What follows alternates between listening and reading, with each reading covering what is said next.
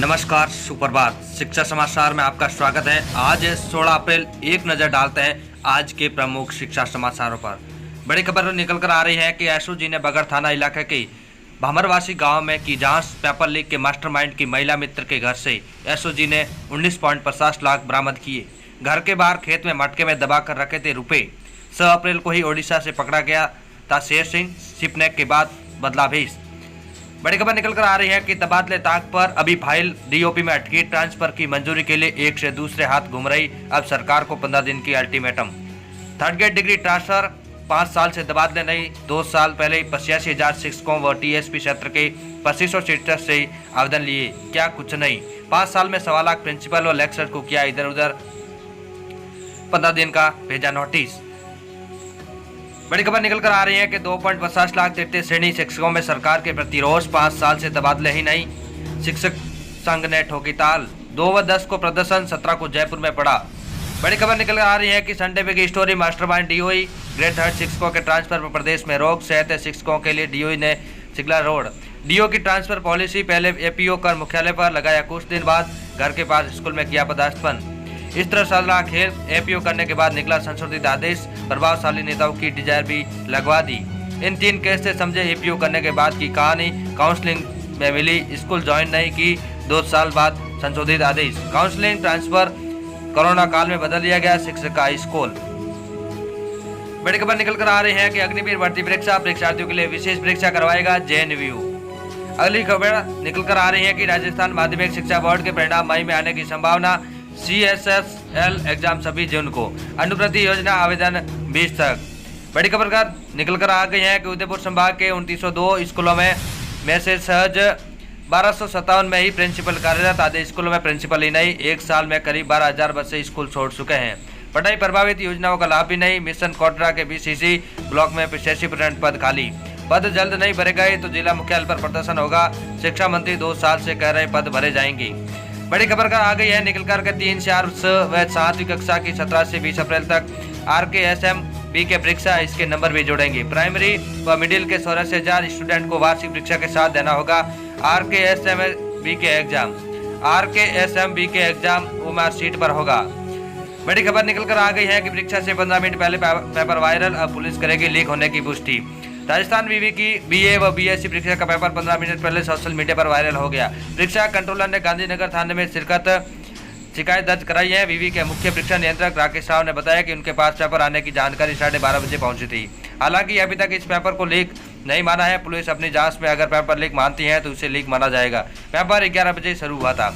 बड़ी खबर निकल आ गई है कि RPSC 10 साल से RAS भर्तियों में विलंब। लंबी प्रक्रिया में विवाद बढ़ा रहे इंतजार। RAS भर्तियों में देरी। 2012 स्केलिंग फार्मूले पर विवाद हुआ। 1106 पदों की भर्ती का मामला हाईकोर्ट पहुंचा। वर्ष 2015 में नियुक्तियां मिली। 2013 990 पदों के लिए परीक्षा नए पैटर्न व बगैर स्केलिंग फार्मूले की हुई। पेपर लीक के चलते परीक्षा निरस्त करनी पड़ी। 2016 725 पदों से जुड़ी प्री परीक्षा स्तर पर 15 गुना से अधिक सफल अभ्यर्थियों को बाहर रखने का मामला कोर्ट पहुंचा। वर्ष 2019 में अभ्यर्थियों की नियुक्ति मिली।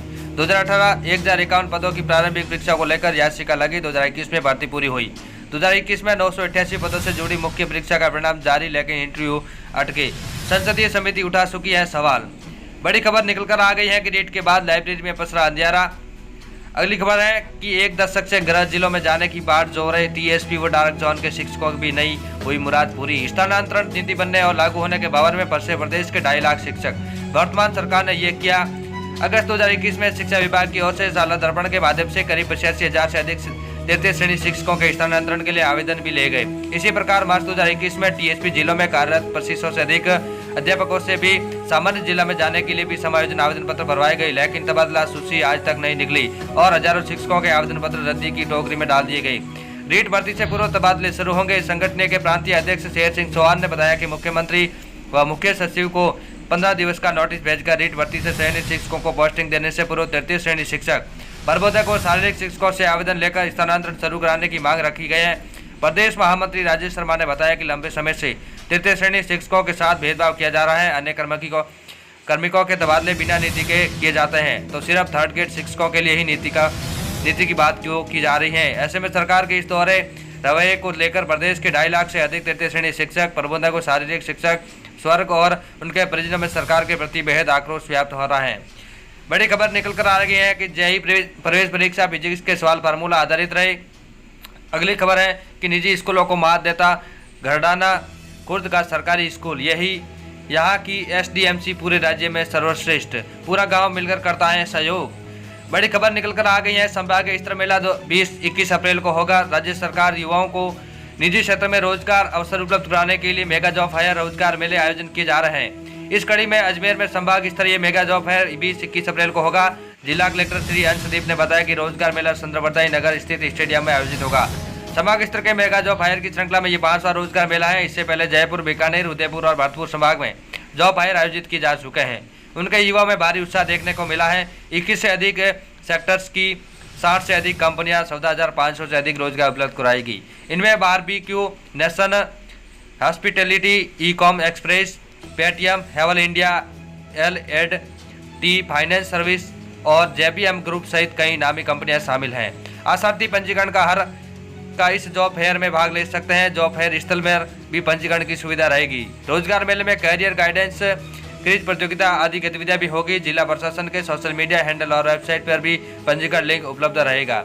पंजीकरण स्कैन पर भी हो सकता है। QR कोड स्कैन करके आप इस सीधे वेबसाइट पर पहुंच सकते हैं। अजमेर मेगा जॉब फायर 20-21 अप्रैल को।